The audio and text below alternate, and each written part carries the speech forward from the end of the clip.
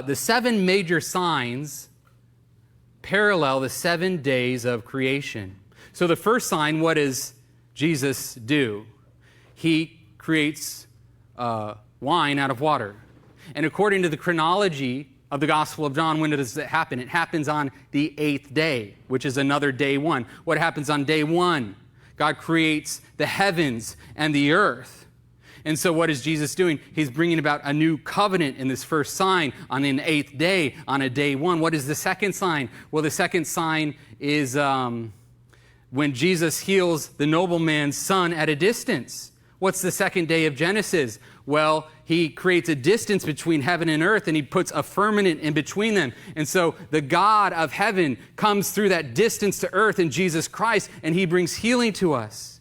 What's this third sign in the Gospel of John? It is the healing of the lame man at the pool of Bethesda. What did Jesus do on the 3rd day of creation? Well, we're told that he created all the seas. He gathered the waters together and created seas, like a pool, like Bethesda. How about the 4th sign?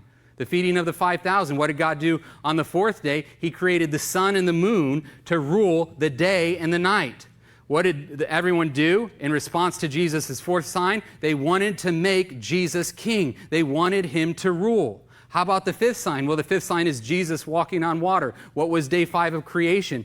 God, Jesus, they created all of the sea creatures and even the great sea monsters. How about the 6th sign? We'll get to it in John chapter 9. Jesus heals a man who is born blind. And the way he does it is by getting dust off the ground, spitting in it, and putting it on his eyes. What does God do on the 6th day of creation? He takes dust from the ground and he creates Adam. How about the 7th sign? The 7th sign is Lazarus being raised from the dead. And what does Jesus tell his disciples about Lazarus? He says, he's just sleeping. What does God do on the 7th day of creation? He takes a rest. So what do these signs speak of? They speak of the fact that Jesus is the one who makes all things new. He is the Son of God who recreates us and gives us new life.